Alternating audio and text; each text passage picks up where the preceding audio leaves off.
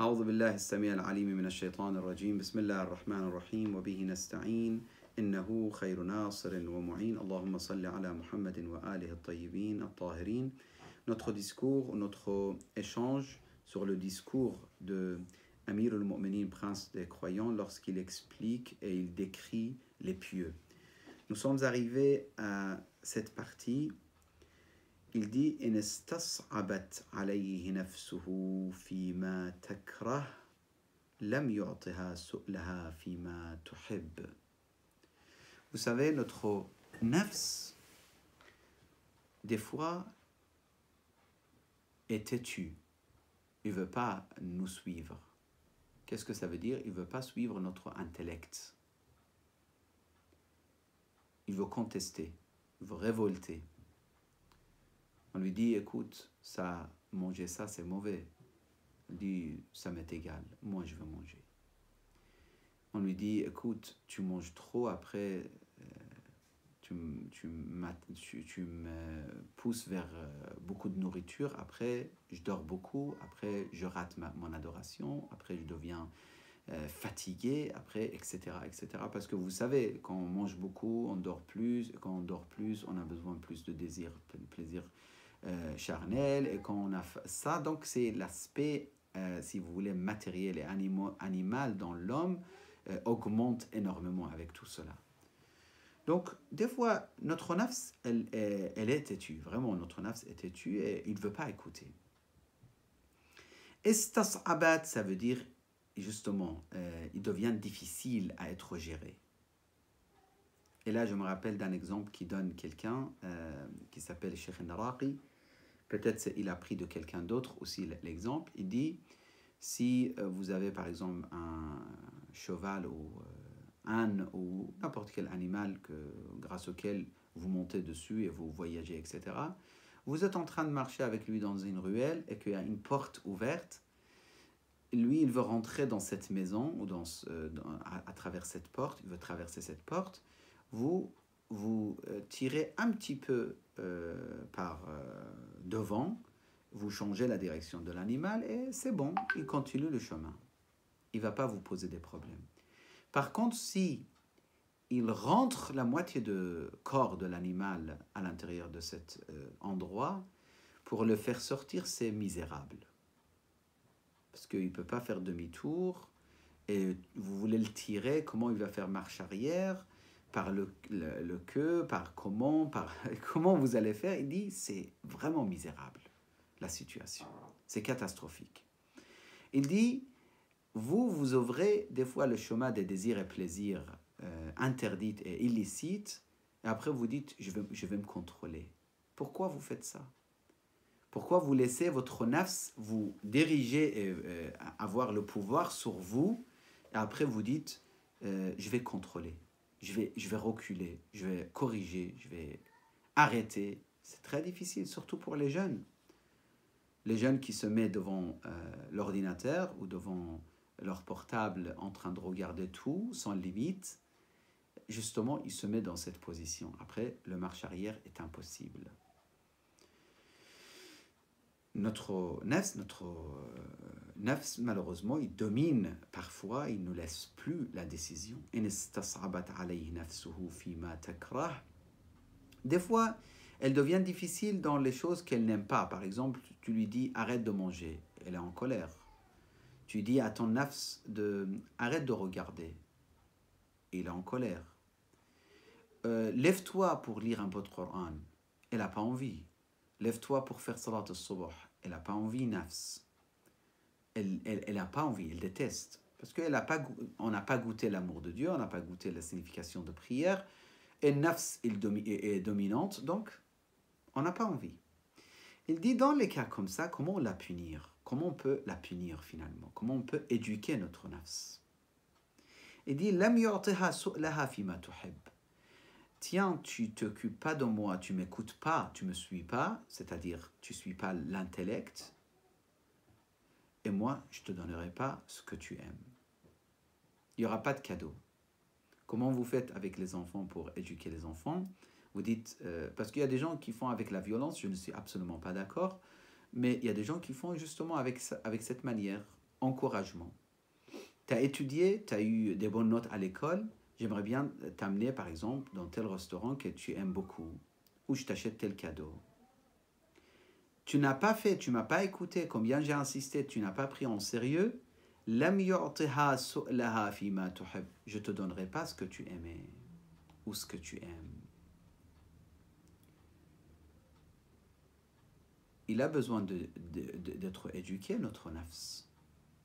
Sinon, tous les défauts de l'enfance grandissent avec nous, on devient des monstres dans la société.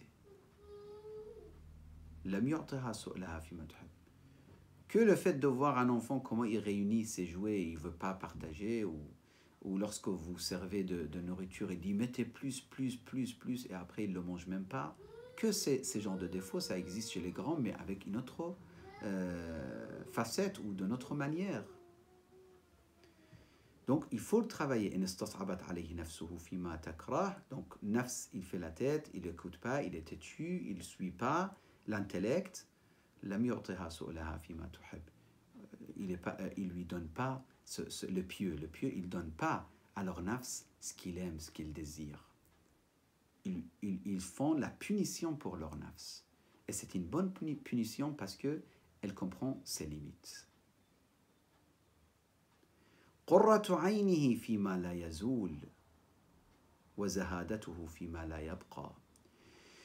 Une autre qualité parmi les qualités des pieux, c'est le fait que leur plaisir et leur aimer, c'est ce qui est éternel. Ils cherchent, c'est-à-dire la joie de leur cœur, ou les souhaits qu'ils ont dans ce bas monde, ou le fait qu'ils cherchent dans ce bas monde les choses éternelles. قرة عينه فيما لا يزول. Ils ne vont pas mettre toute leur vie sur quelque chose qui est éphémère. C'est étonnant, il y a des gens qui mettent toute leur vie sur quelque chose. Devant leurs yeux, il est détruit, il est anéanti, il n'existe plus. C'est très triste. Toute leur vie, toute leur énergie. C'est pour ça la personne qui donne beaucoup d'amour à quelqu'un et qu'en retour, cette personne, il n'est pas reconnaissant, ça blesse beaucoup la première. Parce qu'il se dit, moi, je donnais tout mon cœur. Justement, ici, il faut dire, ne donnez pas tout votre cœur à autre que Dieu. قرة عينه فيما لا يزول. Combien de blessures, combien de tristesses, combien de dépressions existent aujourd'hui dans notre monde à cause de justement ce point, que les gens, ils cherchent leur satisfaction ailleurs. Ils ne savent pas que dans le monde éphémère, rien ne mérite. Je m'adresse à moi avant de m'adresser à vous. Dans ce bas monde, tout ce qui est éphémère ne mérite pas que je mets tout. Oui, les choses éphémères, c'est en tant qu'outil ou moyen pour avancer dans notre vie, c'est normal. C'est normal. C'est des outils, c'est des moyens. L'argent, c'est des moyens. C'est le moyen de vivre, d'acheter des vêtements pour se protéger, d'acheter de nourriture pour pouvoir vivre, etc., etc. Mais ça ne peut pas être notre qurratul ayn. Qurratul ayn, j'avais regardé la traduction en français. Qurratul ayn, c'est une expression qui dit, ça concerne l'œil. Il y a une expression en français qui explique qurratul ayn, c'est-à-dire ce qui rend froid l'œil. C'est un plaisir, c'est une expression pour expliquer en fait la tranquillité absolue et le bonheur par excellence, vrai bonheur.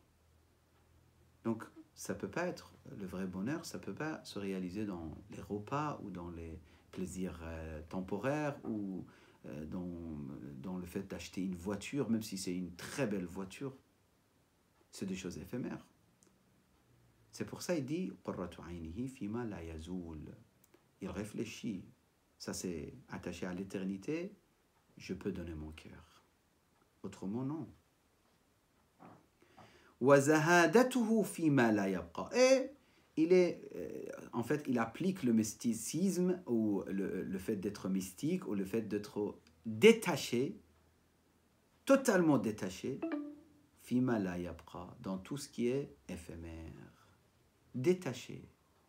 Sinon, il souffre à la fin.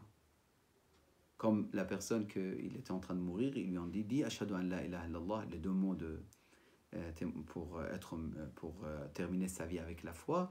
Il dit non, moi je dis pas. Ils ont dit mais pourquoi? Il dit Dieu n'est pas juste. Ils ont dit mais comment tu dis cette phrase? Il dit je voulais voir le mariage de mes enfants, je voulais voir mes petits-enfants, je voulais je ne sais pas quoi, etc. Donc c'est l'attachement. L'attachement à tel degré qu'il se met contre Dieu parce qu'il veut rester encore avec ceux à qui il a des attachements.